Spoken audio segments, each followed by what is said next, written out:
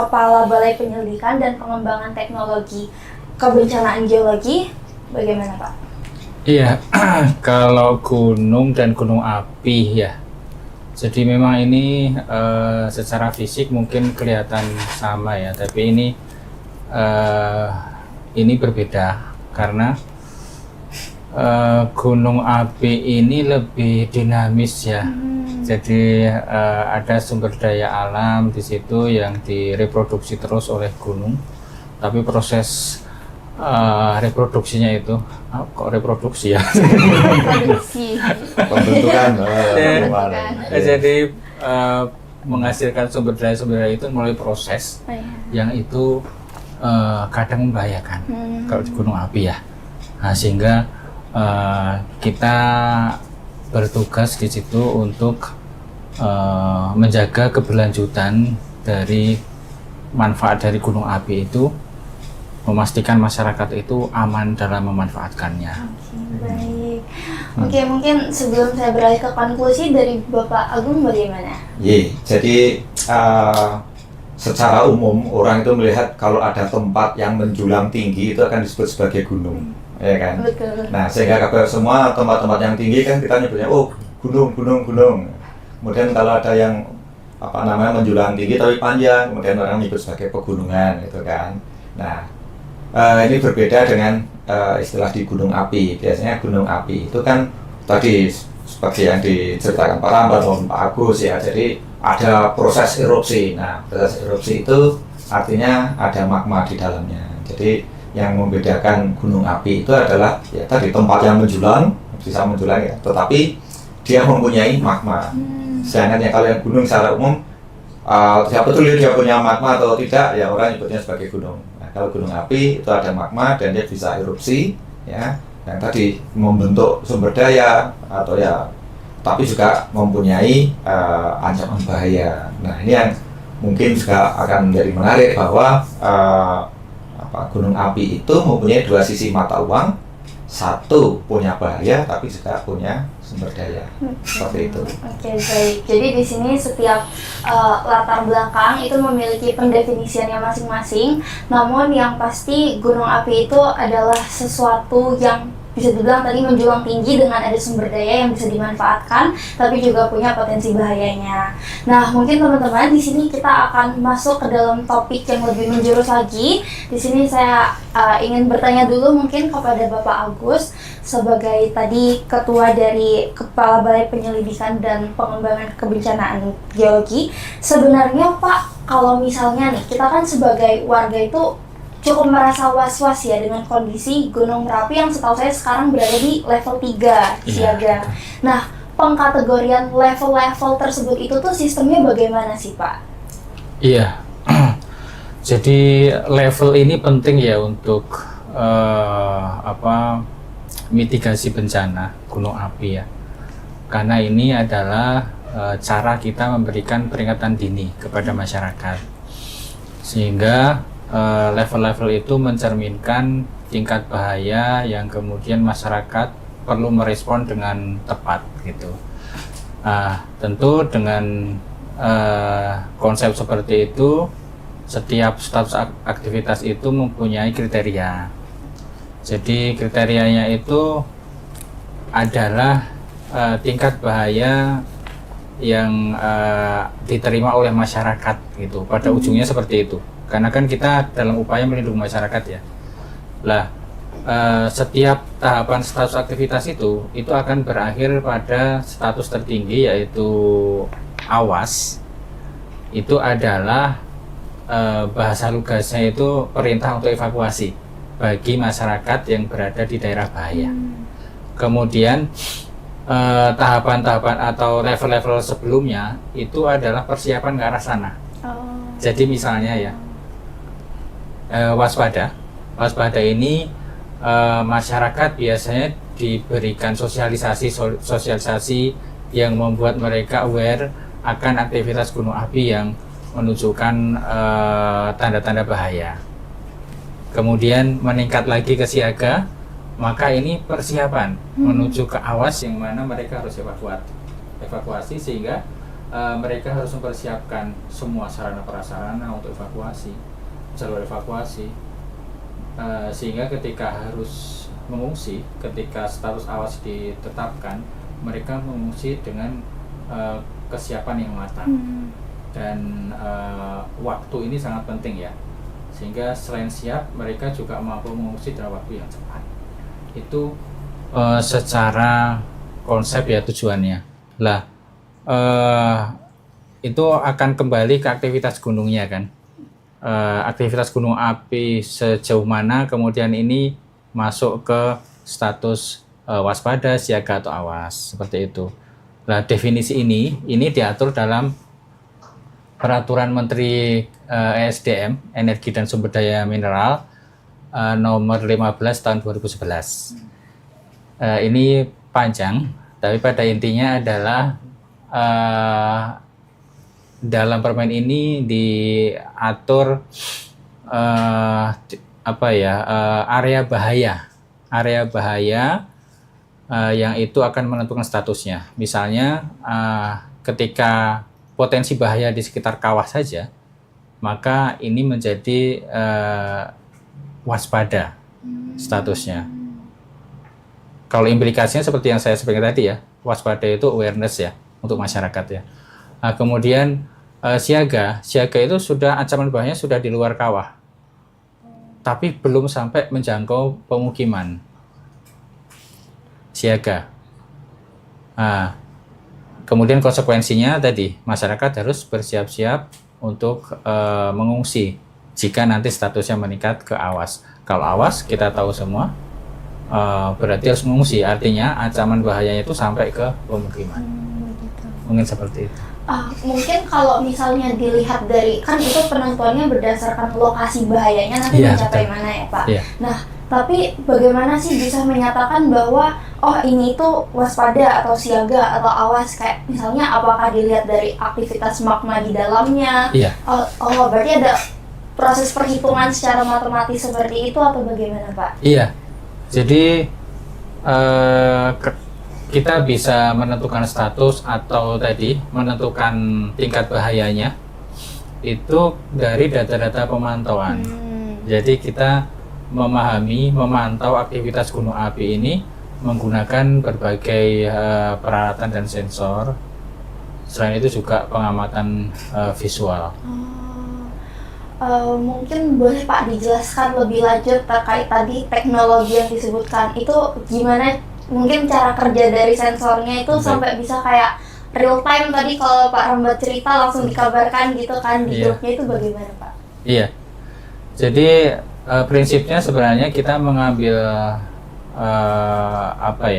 manfaat ya, bukan manfaat, mengambil peluang dari proses erupsi gunung api. Jadi ini kan salah satu bentuk bencana geologi yang memungkinkan untuk dipantau karena ada proses yang terlibat di situ. Jadi tidak tiba-tiba. Proses migrasi magma dari dalam ke atas itu ternyata menimbulkan gejala di permukaan seperti gejala deformasi itu perubahan bentuk dari gunungnya karena desakan magma dari dalam, kemudian getaran tanah akibat migrasi dan juga dinamika tekanan magma, getaran seismik istilahnya, kemudian juga gas vulkanik yang dihasilkan oleh proses lepasnya gas dari magma ke udara. Nah itu kita pantau menggunakan sensor, jadi sensor seismik, kemudian ada sensor deformasi, kemudian ada sensor gas, dan juga secara visual ya, secara visual kita ada petugas pengamatan yang 24 jam memantau secara indrawi, secara visual, audio, dan ya indrawi gitu. Dan akhirnya dari data-data itu kita bisa menyimpulkan kondisi aktivitas vulkanik gunung api ini seperti apa sampai kepada tingkat bahayanya. Berarti itu ada sensor untuk setiap parameter tadi, ada sensor untuk gas vulkaniknya, untuk getaran, dan itu nanti dia langsung mengirimkan kepada kantor dulu atau kayak langsung serentak ke seluruh masyarakat gitu? Oh iya, baik.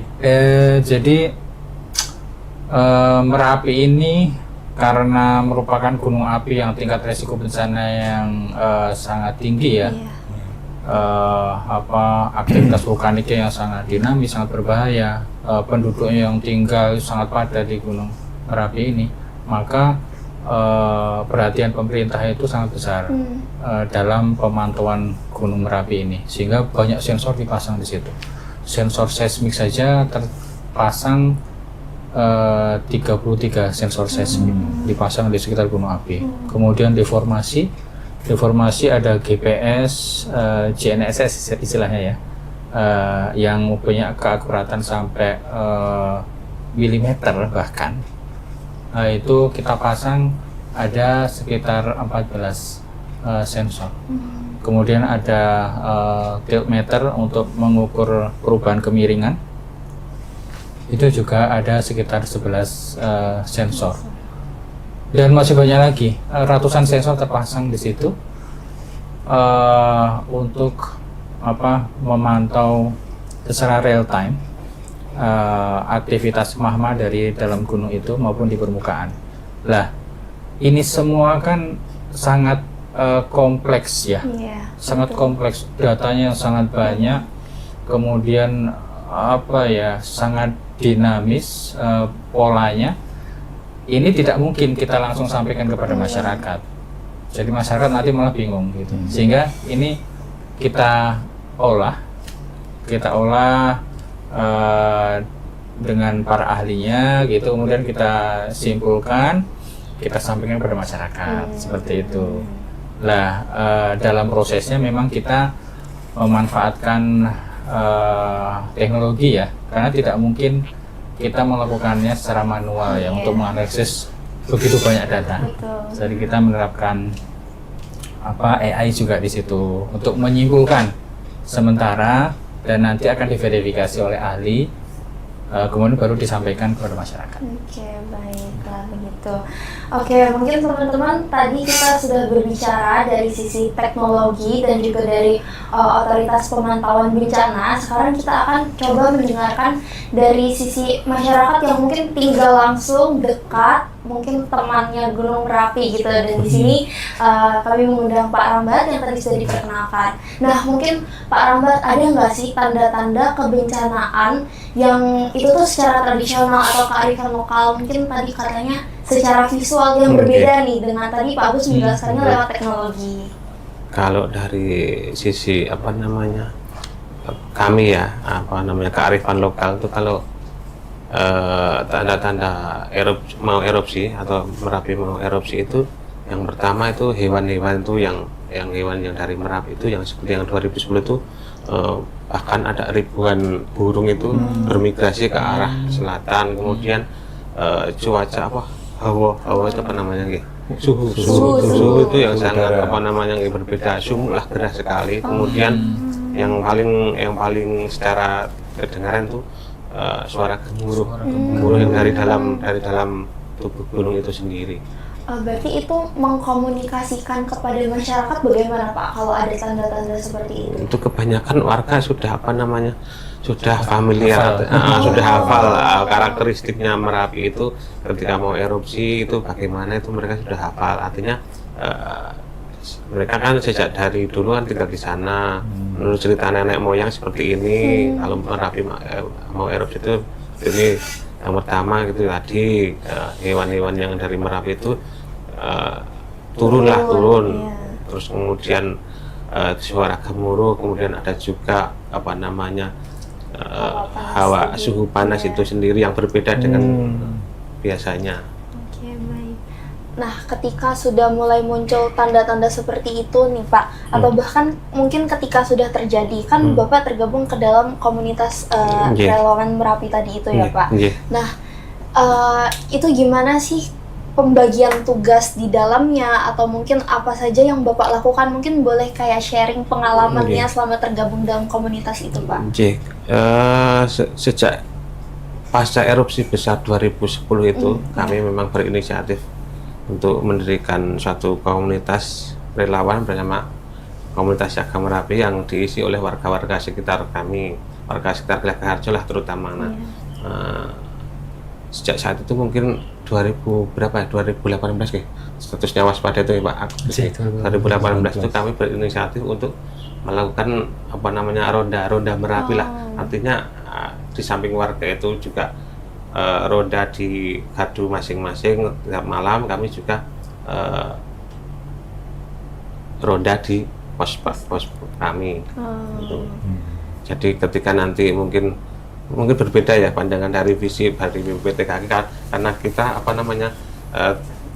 berhadapan langsung, artinya kita melihat langsung. Nah, ketika jujur saja pasca erupsi 2010 itu tingkat trauma warga masyarakat itu sensitif sekali. Artinya Merapi menurut pemantauan dari teman-teman dari BPTKG itu belum membahayakan, tetapi ketika terjadi yang seperti freatik 2018 itu kan freatik itu ya, itu mereka sudah trauma, was-was dan kemudian mengungsi itu. Nah, menurut kami ketika berbahaya ya mereka tetap sudah harus meninggalkan rumahnya untuk ke barak pengungsian. Oke, jadi teman-teman buat yang belum tahu, jadi ada yang namanya komunitas Siaga Merapi, yang dimana Pak Rambat ini bersama dengan sekitar 30 orang lainnya ya Pak, itu tergabung dalam komunitas tersebut untuk nanti memantau, membantu melihat aktivitas dari Gunung Merapi begitu. Nah, mungkin Pak bisa nggak diceritakan momen yang mungkin paling Bapak ingat sampai saat ini nih selama tergabung ke dalam KSM tersebut Pak? Kalau momen yang paling kami ingat ya erupsi yang pas COVID itu yang 2020 itu kan terjadi erupsi, kemudian kami kebetulan di sana di pos pantau itu, dan kami secepatnya menginformasikan bahwa terjadi erupsi. Itu sistem di pos pantau tuh secara shiftan gitu, jadi iya, bergantian. kami terutama kalau sekarang kan malam hari Mbak. Iya. Kalau malam hari kita shift. Kalau siang hari kan sambil bekerja, sambil beraktivitas, kita karena visualnya kelihatan kan, kita kebanyakan di malam hari. Baik. Oke. Nah, mungkin Pak, bagaimana peran relawan lokal menurut Bapak itu dampaknya terhadap nanti mitigasi bencana tersebut? Ya, peran relawan lokal sebenarnya bukan menurut versi saya ya, menurut versi masyarakat sangat terbantu sekali. Artinya ketika terjadi erupsi misalnya di malam hari, ketika mereka sudah beristirahat di rumah, kita masih berjaga di sana. Otomatis kita di sana juga ada kentongan, kemudian sirine yang nggak otomatis sih. Ketika kita pandang di sana itu membahayakan warga sekitar karena sensitif sekali itulah dari ada awan panas sedikit tapi belum membahayakan, tapi karena efek trauma itu ya tetap mereka membutuhkan sekali. Kemudian ya ketika kami pandang perlu, kami pencet, kami bunyikan untuk segera mengungsi. Dan alhamdulillah kalau sekarang untuk warga itu kalau untuk mengungsi Pak sudah sudah mandiri lah. Berbeda dengan yang 2010 itu ketika erupsi ya karena belum banyak kendaraan kita harus berada di titik kumpul. Kalau sekarang kebanyakan keluarga itu sudah punya kendaraan, nanti bisa langsung mengungsi ke tempat-tempat yang sudah ditentukan. Baik. Mungkin kalau prediksi yang KSM lakukan itu secara visual itu apakah selalu selaras Pak dengan apa yang disampaikan oleh BPPTKG atau ada kayak banyak perbedaan begitu Pak? Ya, kita mengacunya kalau sekarang ke informasi dari Pak Agus dan kawan-kawan yang di BPPTKG. Kan sekarang kan sudah berbeda dengan 2010 ketika itu belum ada media sosial, belum ada alat komunikasi yang secanggih sekarang. Kalau dulu itu HT pun terbatas, ya, jadi informasi itu banyak yang telat. Nah, kalau sekarang seperti yang disampaikan Pak Agus Budi tadi, untuk informasi nanti diolah, nanti per 6 jam itu dirilis, dilaporkan, kemudian disebarkan ke grup WhatsApp dan media-media sosial lainnya. Otomatis warga itu sudah sudah Waspada. membaca dan mendengar membaca share-sharean dari BPTKG itu di grup WA ataupun di media-media sosial. Sekarang sudah jadi kita nggak sembarangan, artinya ketika BPTKG ada informasi seperti ini ya kita sikapi ketika belum masih agak aman dan sudah tidak aman lagi ya kita intensifkan untuk roda kami seperti itu, Pak. Ya, dan masyarakat juga sering konfirmasi kami ya.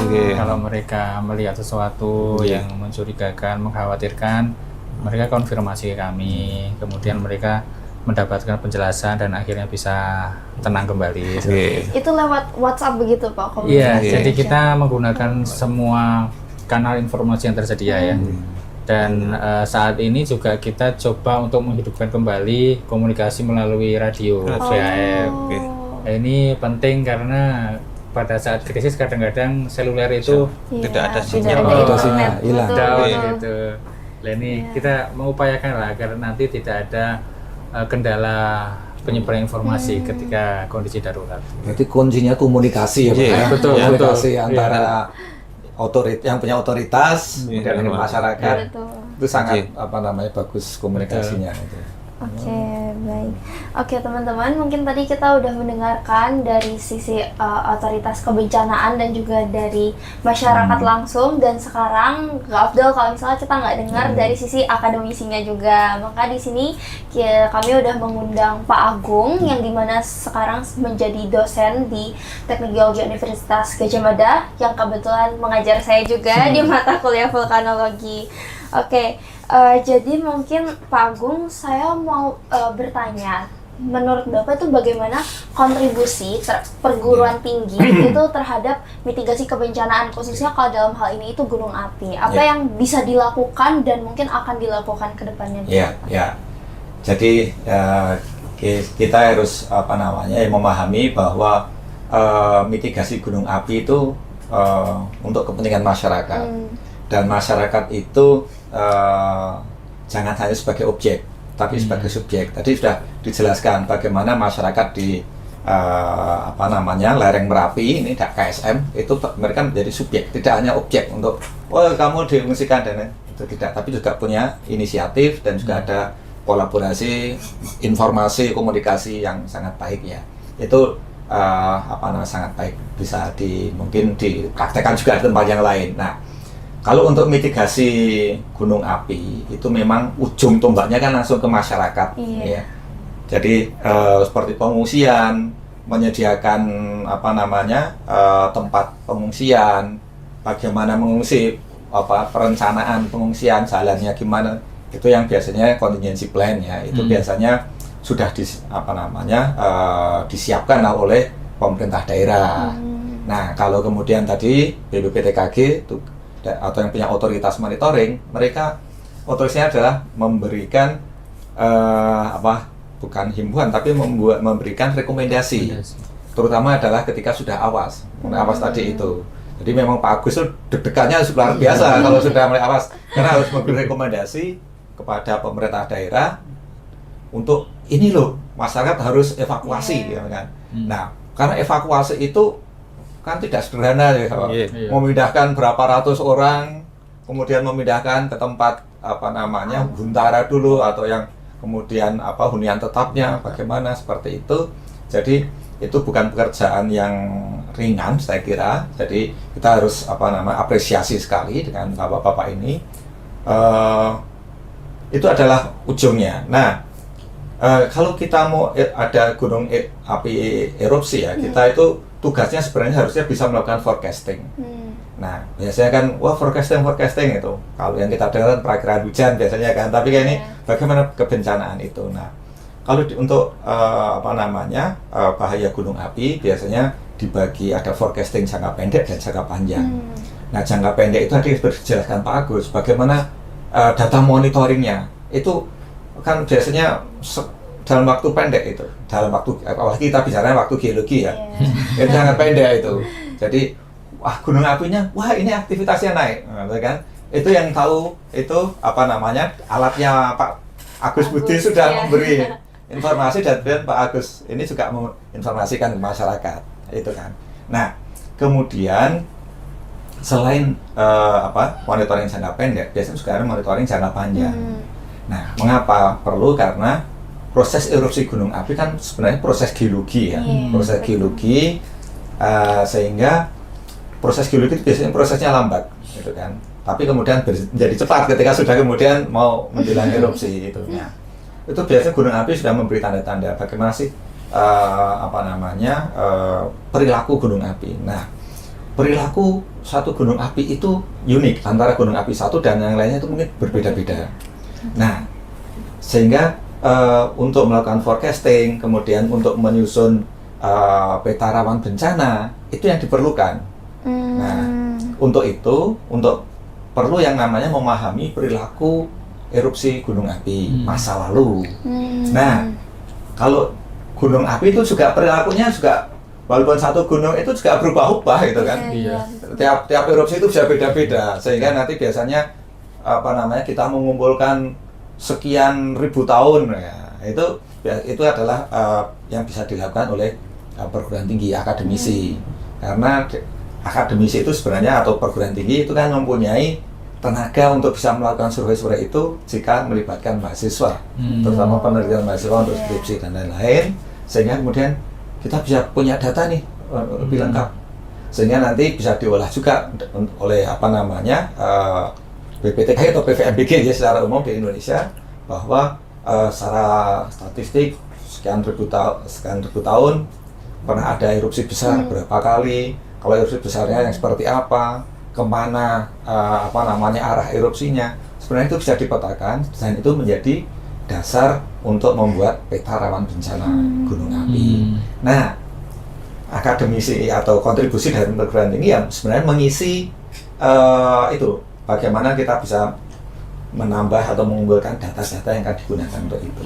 Karena saya yakin bapak-bapak di BPTKG ini juga sudah sangat sibuk dengan pemantauan data pemantauannya itu tadi, iya kan.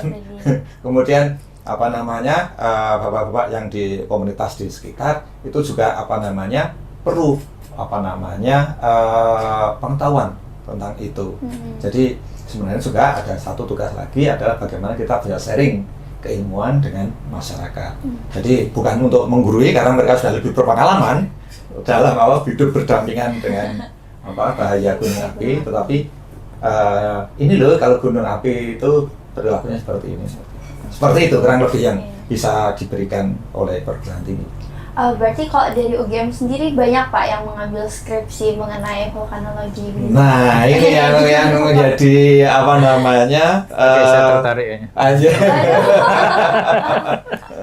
Sebenarnya kita perlu dan ada kaderisasi dan itu selalu ada yang tertarik untuk bidang vulkanologi ini dan biasanya yang tertarik itu teman-teman yang pencinta alam yang biasa naik gunung gitu. Iya. Mereka juga kemudian karena sudah tertarik dengan gunung, kemudian mereka ingin belajar gunung apinya seperti itu. Sejauh ini tuh udah sejauh mana Pak dari pihak perguruan tinggi dan akademisi itu menyokong nih apa yang sudah dikerjakan sama Pak Agus dan juga Pak Rambat?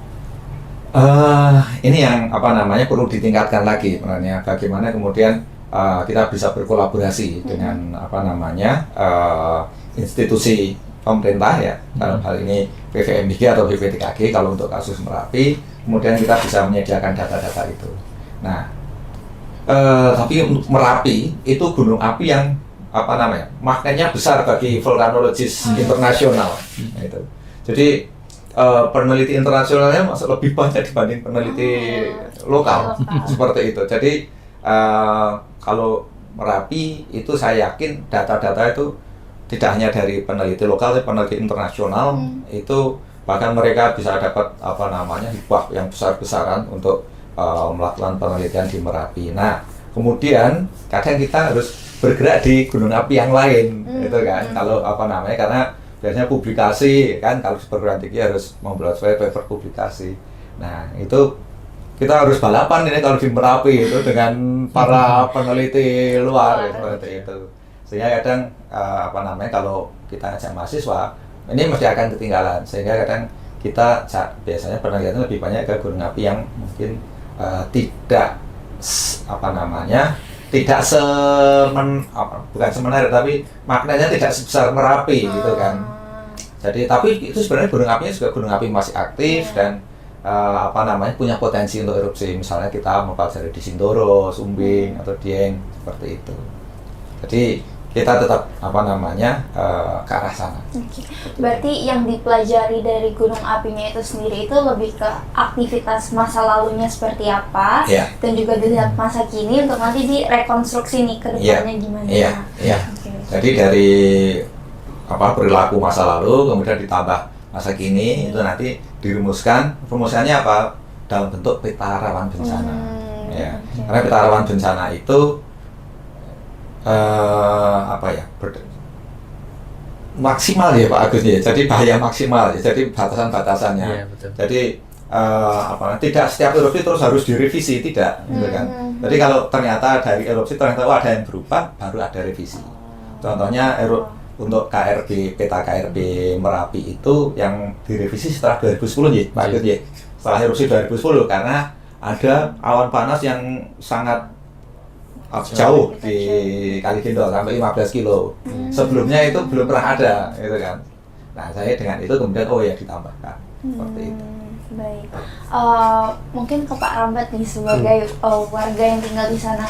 Apakah berarti peta rawan bencana tadi yang sudah disusun sama akademisi itu kayak benar-benar efektif dan digunakan, kayak apakah di sana itu ditaruh lalu kayak warga selalu melihat ke peta itu atau bagaimana Pak? Iya, kalau dari sisi kami mungkin peta KRB karena kan di wilayah kami kan ada KRB 1, KRB 2 dan kebetulan kami tinggal di KRB 3 yang jaraknya mungkin 4-5 km dari puncak Merapi itu. Ya kalau dari sisi itu kami memang betul-betul memahami artinya itu sebagai warning, artinya sebagai peringatan bahwa kita itu sebenarnya ini loh, kita berada di daerah KRB 3 yang sewaktu-waktu memang ancaman erupsi Merapi itu bisa sampai ke wilayah kita. Dan itu pastilah, artinya dari beberapa kali erupsi mungkin untuk erupsinya itu entah itu awan panas dan lahar panasnya itu memang sampai di wilayah kami. Dan itu sudah berlangsung sejak lama. Kalau dulu kita memang nggak mengenal yang namanya KRB, artinya kita tahunya ya kita tinggal di lereng Merapi yang suatu saat mungkin bisa erupsi dan sangat membahayakan. Mungkin kalau dari potensi wisatanya, pendapat bapak-bapak sekalian itu bagaimana? Karena tuh saya 2 tahun kuliah di Jogja sebenarnya belum pernah jalan-jalan ke Merapi. Nah, tapi tuh saya lihat di Instagram tuh cukup banyak wisata-wisata yang di sana. Nah, apakah itu tuh sebenarnya kayak membahayakan untuk main di sana, dan apakah di daerah-daerah geowisata tersebut itu tuh juga sebenarnya sudah disediakan peta rawan bencana begitu Pak? Mungkin Pak Agung dulu mau menjawab. Jadi ini kita memanfaatkan peluang ya seperti itu, karena kita tahu bahwa tadi dijelaskan Pak Agus, proses erupsi gunung api itu biasanya sudah memberitahu. Ada kalau Raja bilang uluk salam, saya mau datang seperti itu. Nah, karena ada monitoring dan itu juga biasanya Pak Lisbeth ada 5 tahun. Nah, waktu 5 tahun ini kan sebenarnya juga ada potensi keekonomian kan dengan pariwisata dan lain-lain. Nah, sehingga sinergi. Jadi kuncinya ada sinergi bahwa ini bisa kita manfaatkan, tetapi untuk memanfaatkan ini kita harus peduli ya, atau kita harus hati-hati, kita harus mentaati bagaimana peringatan dari institusi dari BPTKG, gitu kan. Kalau pas tidak boleh ya jangan, gitu kan. Karena kan kita tidak tahu sebenarnya apa yang akan terjadi kan. Tapi dari BPTKG kan, ini sekarang ini sedang naik nih, maka jarak amannya 3 kilo atau 4 kilo ya. Maka sebagai pelaku kan kita harus sebenarnya mengikuti itu supaya semuanya aman. Jadi kalau itu bisa sinergi tadi atau saling sharing komunikasi tadi. Kalau komunikasinya sekarang bagus, kok tiap kondisi Merapi kan sudah dibagikan Iya. informasinya. Bahkan sampai jumlah kegempaan hari ini itu ada, itu kan. Jadi nggak percaya saya kalau kondisi saya seperti ini. Nah, itu datanya seperti ini itu sudah ada. Ya. Jadi kita sudah dengan keterbukaan informasi ini yang sangat bagus sekali, maka para pelaku pariwisata pun masih bisa melakukan itu, tetapi dengan satu tadi syarat, perhatikan istilahnya itu peringatan dari BPTKG khusus untuk Merapi. Gitu. Berarti dari BPPTKG itu juga ada komunikasi ke pihak-pihak pariwisata ya Pak, untuk memberitahu kayak jangan dulu, oh ya sekarang nggak apa-apa gitu. Iya, iya. Jadi meskipun misalnya KRB 3 ya, KRB 3 itu kan kawasan yang paling berbahaya ya. KRB ini kan ada ketentuan-ketentuan pemanfaatannya ya.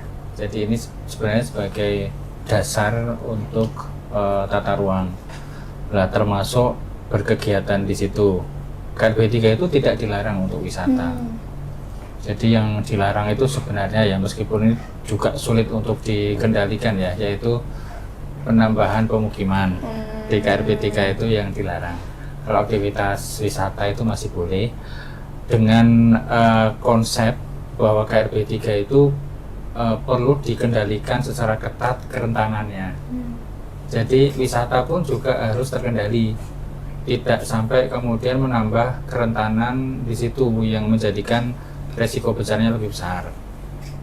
Nah, dengan kenyataan seperti itu, dan memang Merapi ini sayang kalau tidak dimanfaatkan wisatanya, maka kita memfasilitasi agar wisata di sana itu bisa diselenggarakan dengan aman. Kita melakukan penyampaian informasi secara intensif kepada pengelola wisata melalui berbagai kanal tadi, termasuk juga UWAK ya, grup WhatsApp itu dengan pengelola wisata, sehingga nanti kalau ada info penting kita akan sampaikan secara langsung, dan juga info-info yang rutin. Selain itu kita juga mempersiapkan mereka atau meningkatkan kapasitas kesiapsiagaan mereka. Jadi kita melakukan pelatihan kesiapsiagaan. Jadi bagaimana mereka bisa merespon dengan tepat setiap peningkatan aktivitas Merapi gitu, atau setiap peningkatan status aktivitas, mereka tahu harus berbuat apa dan mampu merespon dengan tepat dan cepat. Ini kita juga melakukan pelatihan-pelatihan kepada mereka. Selain yang lebih rutin lagi memang kepada masyarakat ya, tapi kepada pengelola wisata juga kita lakukan pelatihan. Berarti Pak Rambat juga merasakan manfaat dari pelatihan yang diberikan oleh BPPTKG. Wajib latih, namanya wajib latih penanggulangan bencana. Itu rutin diselenggarakan. Itu berapa lama? Maksudnya kayak 1 bulan sekali atau berapa lama sekali? Gitu? Sebulan sekali terlalu sering. Setahun. Ya, setahun 2 tahun gitu. Jadi karena di situ itu ada kita updating potensi ya Pak ya. Ada updating potensi masyarakat dalam rangka penanggulangan bencana. Kemudian ada updating data kerentanan seperti itu. Lah ini kan kalau sebulan sekali kan terlalu sering, dan datanya mungkin belum berubah. Mungkin setahun atau 2 tahun sekali kayak gitu, bersamaan dengan biasanya updating rencana kontingensi. Itu pelatihannya diberikan dalam bentuk apa Pak biasanya? Pelatihan kita seperti pelatihan biasa, jadi sosialisasi lah, semacam sosialisasi, tapi di situ ada penekanan pada peningkatan keterampilan. Jadi kita menyiapkan dokumen prosedur kedaruratan, memeriksa semua sarana prasarana, sampai kemudian simulasi setidaknya itu TTX ya, setidaknya itu di atas meja gitu, tabletop exercise gitu, untuk mensimulasi kalau terjadi apa Harus bagaimana, Terus bagaimana? mengapa dan bagaimana, Betul. gitu. siapa Langkah-langkahnya. berbuat apa gitu. Jadi perannya masing-masing. Jadi memang kita sebut pelatihan ya, Oke. karena di situ ada peningkatan kapasitas ya, peningkatan keterampilan. Berarti itu dilaksanakan dalam bentuk tes seperti itu Pak? Simulasi. Eksersis gitu? Oh iya, iya. Juga Iya nanti simulasi ada datanya. ada pretestnya, Ya. ada post testnya ya. begitu. Iya. Input outputnya. Iya, Oke. betul. Dan nanti di luar itu, misalnya ya setelah pelatihan pada bulan ini ya, nanti mungkin 6 bulan kemudian kita evaluasi, kita sebarkan kuesioner, kemudian kita survei persepsi gitu, bagaimana pengetahuannya masih bertahan atau belum, atau sudah hilang ini. Dan lupa lagi. Dan lupa lagi, seperti itu. Jadi itu cara kita semua masyarakat alhamdulillah di Merapi ini kooperatif ya, dan juga mempunyai kepedulian sosial yang sangat tinggi ya, sehingga kegiatan-kegiatan yang itu kembali ke kemanfaatan kepada masyarakat itu mereka sangat antusias. Sambutannya sangat baik. Justru kalau kalau tidak lama tidak ada sosialisasi dan sebagainya itu mereka malah request Pak. Oh iya. Lama nggak ada sosialisasi dari BPTK perkembangan Merapi sebenarnya bagaimana kan itu mereka tingkat antusias untuk mengetahui perkembangan Merapi itu sendiri bagaimana itu sangat tinggi. Berarti kesadaran Iya. untuk keselamatan juga agak Kadang tinggi ya. mereka Pak, ya? request mendatangkan narasumber, oke lah. Oh. Jadi nggak harus kalau ini kan tadi yang pelatihan tadi kan sistemnya tahunan, tapi ketika warga masyarakat itu mengenaki ya kita menjembatani. Iya. Kalau boleh tahu itu pelatihan terakhir kapan Pak? Kalau yang kali tengah lor, Baru saja Mak, baru saja Baru saja. lama. 2 bulan ini. Dan itu masyarakat sudah antusias untuk meminta lagi. Iya, kadang nggak melalui wajib latih pun sosialisasi pertemuan RT, pertemuan dusun itu mereka minta request didatangkan narasumber dari BPKG. Itu mereka sangat tingkat penasarannya karena kita kan tinggal di wilayah RP, tingkat penasaran perkembangan Merapi itu sendiri bagaimana, secara teknologi itu bagaimana kan mereka. Iya. Dan sudah ada chemistry Pak ya. Sudah ada chemistry. Hubungan baik dengan Betul. masyarakat. Iya. Oke, mungkin ini jadi pertanyaan terakhir dari saya, yaitu terkait dengan aktivitas gunung api, khususnya kita bicara soal Merapi saat ini. Itu bagaimana, dan mungkin ada pesan untuk para penonton, kayak apa yang harus mereka lakukan ketika misalnya terjadi, dan juga untuk kedepannya gitu. Mungkin Bagus boleh ya. Pak. Oh iya. Baik, memang ini relevan ya pertanyaan ini pada saat ini karena Merapi ini sedang erupsi ya. Merapi sedang erupsi. Memang erupsinya itu tidak besar, tidak seperti kalau kita membayangkan erupsi Merapi ini kan kita selalu mengidentikan dengan erupsi 2010 ya, yang besar kemudian sangat dramatis saat itu. Tapi erupsi saat ini tuh sangat kondusif, masih aman untuk masyarakat karena sifat erupsinya yang efusif. Jadi setiap harinya itu terjadi erupsi ratusan kali per hari, tapi jaraknya masih pendek-pendek, masih di bawah 2 km. Sementara penduduk kan tinggalnya jauh ya, 8 km kalau di arah barat daya ya. Jadi justru itu sebenarnya sebagai, kalau tadi kita bahas wisata, ini sebagai daya tarik wisata yang luar biasa. Dan kami tahu itu setiap malam itu banyak para wisatawan itu yang berburu foto. Ketika ada lava pijar. visual lava pijar. Iya.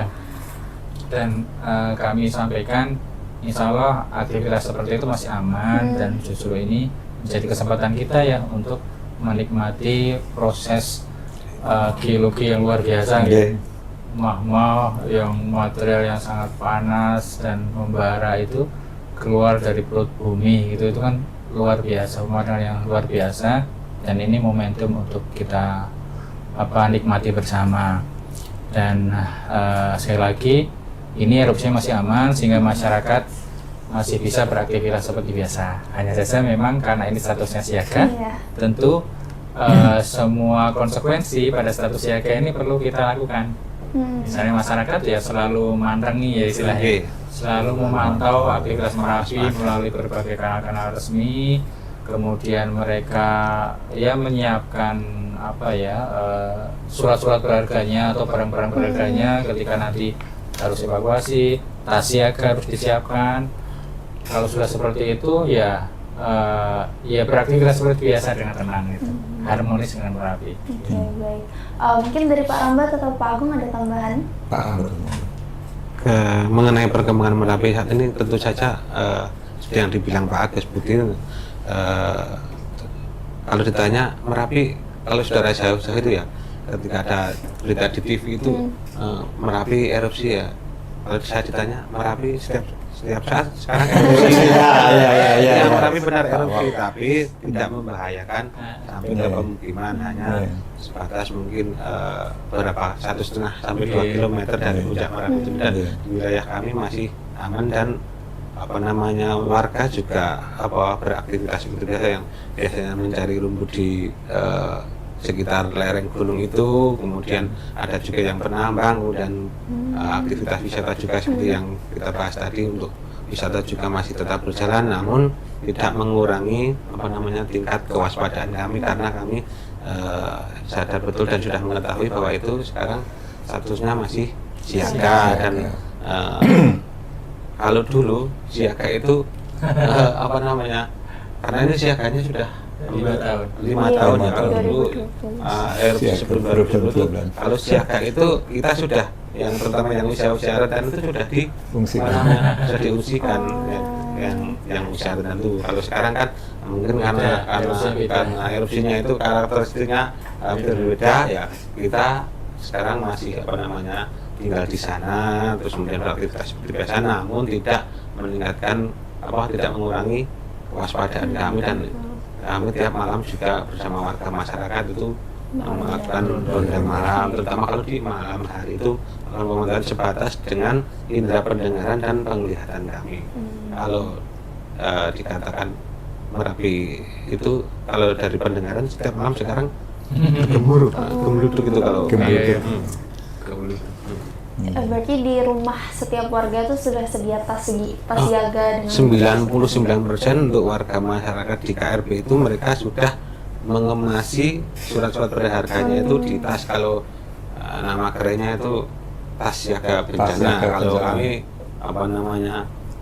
menamai itu tas minggat, artinya ketika minggat lungo itu harus dibawa. Baik, mungkin dari Pak Agung bagaimana Pak? Iya, jadi pengalaman saya juga mirip dengan Pak sampaikan Pak Rambat tadi. Kadang di telepon sudah, erupsi Merapi apa? Nah, ini setiap hari erupsi.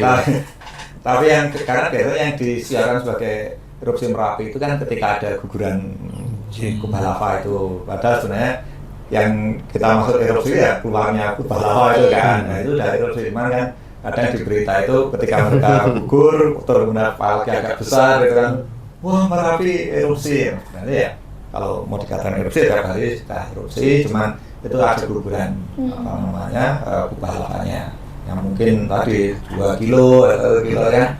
Kelihatan tuh kalau kita lihat, kalau pas kebetulan cuaca cerah, Merapi, puncak Merapi kelihatan, sudah kita lihat ada uap lah ya. Itu seperti itu. Jadi memang untuk status Merapi sudah siaga, sehingga ya mau tidak mau yang beraktivitas terutama di sungai itu harus tetap memantau peringatan dari BPTKG, tidak hanya erupsinya, karena cuaca sekarang hujan, sering hujan deras, kadang hujannya itu di puncak, hujan di desa sini nggak hujan. Nah, padahal yang menjadikan lahar itu adalah hujan yang di puncak, sehingga itu juga kita harus memantau, dan itu dari BPTK juga ada pantauannya, curah hujannya berapa, sehingga kemungkinan ada lahar dingin. Dan seperti Pak Rambat ceritakan juga, Pak Rambat kan juga memantau itu di dari KSM tadi itu, wah di atas ini udah mulai ada nih. Iya, Nah, dari WPTK sendiri pun ketika mulai terjadi hujan, kemudian bahkan hujan sudah reda pun Masih. diinformasikan Ya. pasti ya. nah itu. Dan itu kemudian ceritanya apa namanya informasinya berantai ke yang ke bawah Pak, ya. Oke, yang diperhatiin Yang tadi. di sungai-sungai itu. Jadi apa namanya ini sebenarnya yang dikenal sebagai apa namanya community based. Jadi apa namanya pengurangan risiko bencana dengan melibatkan berbasis masyarakat, dan masyarakat artinya dia menjadi subjek. Mereka itu karena sudah paham bahwa yang apa namanya kalau tidak mengikuti itu dia yang akan rugi sendiri. Nah, jadi ini yang apa namanya salah satu contoh yang baik untuk suatu apa namanya pengurangan risiko bencana berbasis masyarakat. Dan tadi diceritakan juga Pak Rahmat bahwa masyarakat itu sudah siap sedia bahkan untuk apa namanya evakuasi mandiri, mengungsi mandiri itu juga sudah siap. Jadi ini sangat contoh yang sangat baik saya kira. Mungkin nanti teman-teman yang nonton itu bisa memantau informasi terkait dengan aktivitas gunung, terus mungkin curah hujannya tadi itu bisa lewat mana Pak? Apakah ada websitenya yang diupdate terus-menerus atau melalui WA group yang tadi saja itu? Iya, kalau pada umumnya sih bisa melalui medsos Badan Geologi ya. Medsos Badan Geologi. Di situ ada apa informasi terkait Merapi dan juga apa data-data terkini. Kemudian di WA group juga, WA group misalnya WA group apa ya kebencanaan itu selalu kami suplai data-data yang lebih intensif gitu.